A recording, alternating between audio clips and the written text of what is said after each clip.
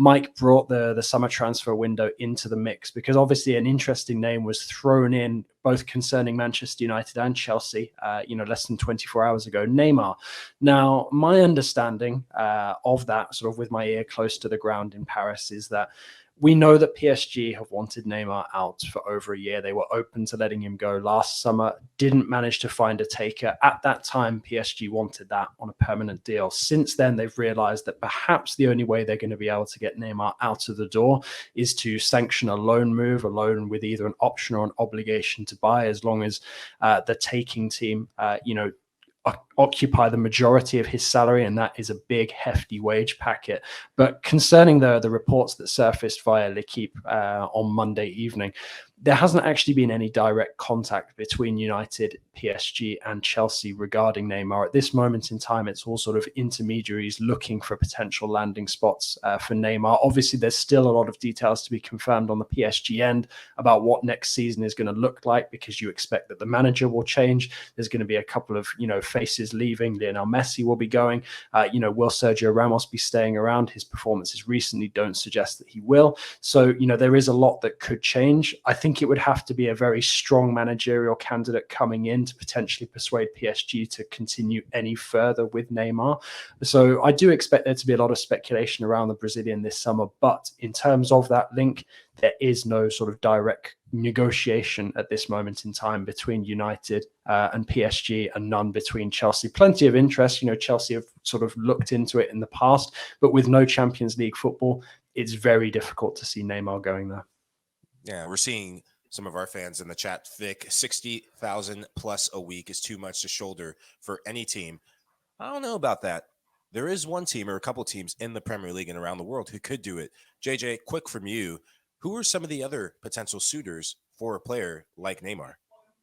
I mean, I think logically for Neymar, you'd assume that he wants to stay in Europe and play in the Champions League still. So a club that's just getting into the Champions League with a bit of money to spend, cough, cough, Newcastle United, potentially that kind of destination. But really, I don't think it's that easy to sort of place him anywhere now. I mean, with Barcelona's finances, the mess that, there is there, I think, a return, an emotional return, would be off the table for Neymar, unlike it is for Messi at this moment in time. I can't really see him going anywhere else in Spain.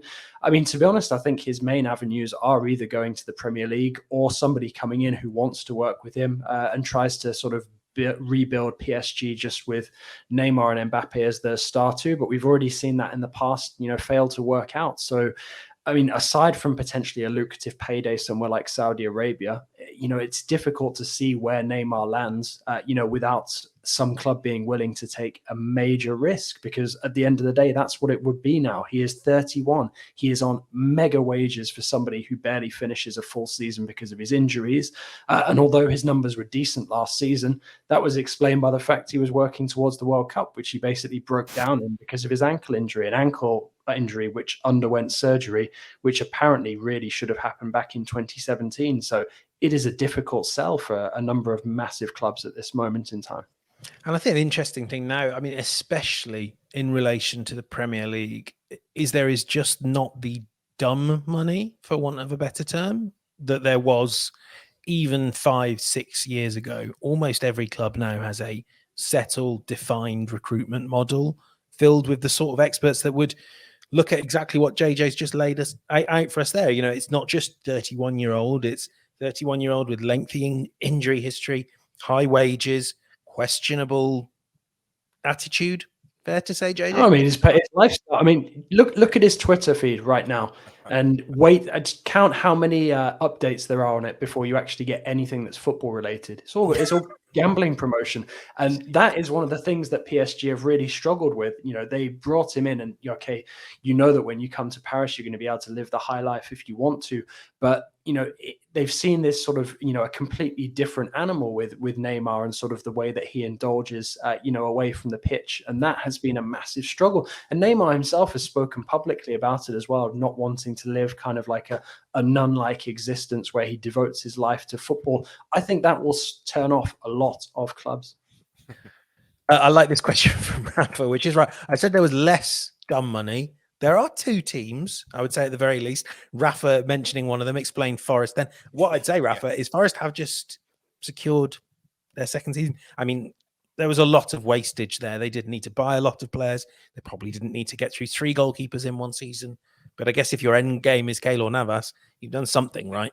God, they could really just do with a quiet summer. I mean, Morgan Gibbs-White, Jamie Carragher on Sky Sports, our analyst, Morgan Gibbs-White, said he was the signing of the season. And you know what? When he said that, I thought, that's absolutely right. I mean, the only one for me that you could even convince yourself, and I know, JJ, you were saying that Neymar would want Champions League football. One does wonder if Chelsea might just be foolish enough. And I say that because with Nkunku coming as well, I make that. Pulisic, Nkunku, Sterling, Aubameyang, all on the books to play an inside left position. Hudson-Odoi as well would like playing that position.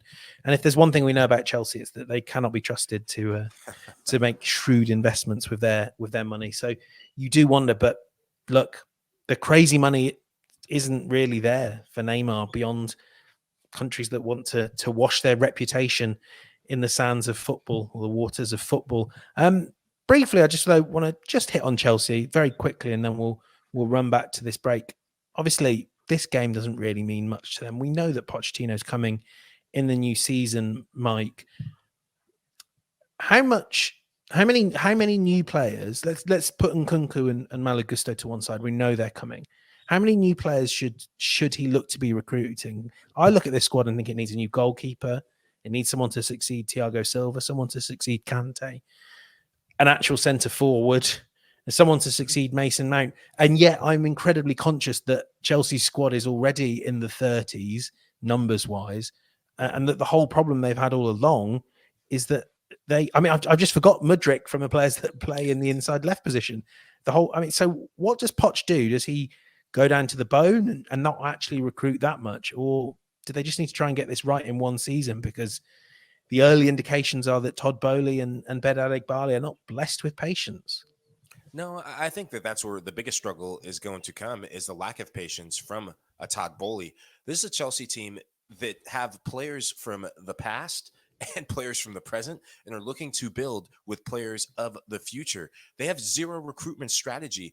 When Pep Guardiola came into Manchester City, so much was made about his players that he brought in, the Ilkay Gundogan's, the Kevin De Bruyne's, but he got rid of some of the players that were no longer of use to the plan that he had, that he was going to forge ahead. He got rid of the Samir Nasri's. He got rid of the dead weight. And as a manager that comes in to implement your strategy, to make it your club, your team, you got to cut the dead weight. Hakim Ziyech, if he is still there through the summer, that is a loss.